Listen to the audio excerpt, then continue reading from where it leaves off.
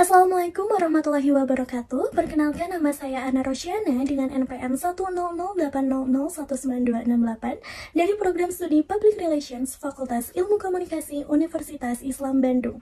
Pada kesempatan kali ini saya akan mempresentasikan hasil penelitian saya yang berjudul Perencanaan Komunikasi Terapeutik Psikolog dalam Menangani Korban Kekerasan Seksual.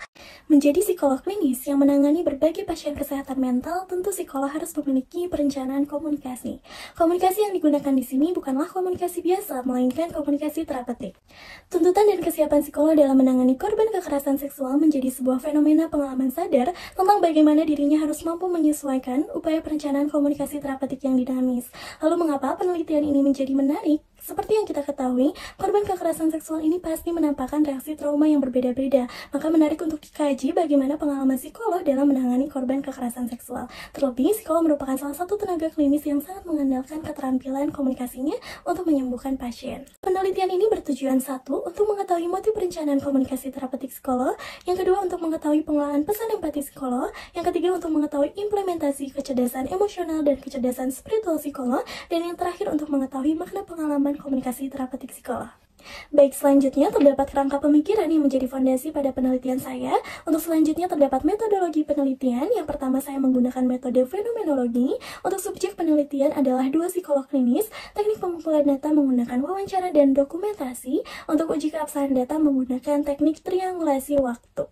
Baik, selanjutnya kita masuk pada analisis dan pembahasan. Untuk pertanyaan penelitian pertama, diketahui 3 motif sebab psikolog. Yang pertama ada kemanusiaan. Yang kedua ada kondisi sosial di masyarakat. Berdasarkan pengalamannya, psikolog mengatakan bahwa memang terdapat perbedaan yang cukup tinggi antara korban kekerasan seksual dengan korban trauma lainnya, yaitu 8:10. Jadi memang perlu diprioritaskan. Dalam teknik human relation, ini disebut dengan teknik tindakan sosial afektif, atau di mana seseorang melakukan sebuah tindakan karena didasari oleh rasa empati dan pedulinya terhadap lingkungan sekitarnya. Terakhir adalah tanggung jawab profesi. Jadi memang sudah menjadi tanggung jawab utama dari psikolog klinis untuk menangani korban kekerasan seksual. Untuk pertanyaan penelitian yang kedua, yaitu mengenai pengolahan pesan empati, terbagi menjadi 2, yaitu secara verbal dan secara non-verbal. Untuk verbal terlihat dari penggunaan bahasa yang digunakan, yaitu tidak boleh menggunakan kata yang terlalu vulgar, tidak boleh menghakimi, dan harus menggunakan pertanyaan yang terbuka. Dalam empati, ini disebut dengan jenis empati kognitif atau empati yang dimana kita tidak boleh menyamaratakan perasaan diri sendiri dengan perasaan orang lain.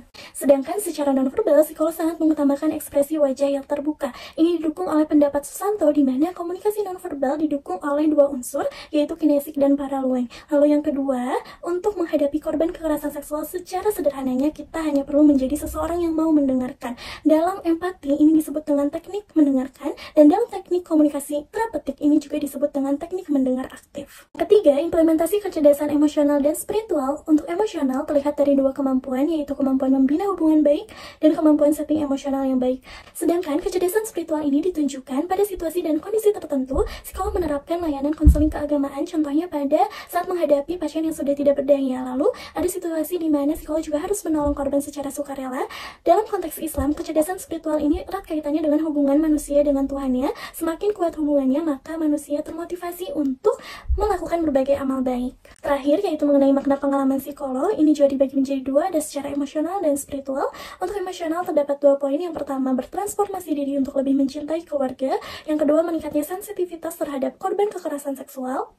Secara spiritual, yang pertama meningkatnya self-dignity, dan yang kedua adanya keinginan untuk menolong lebih dengan menjadi seorang sukarelawan. Kesimpulan dari penelitian ini, yang pertama diketahui 3 motif sebab, yaitu kemanusiaan, kondisi sosial di masyarakat, dan tanggung jawab profesi.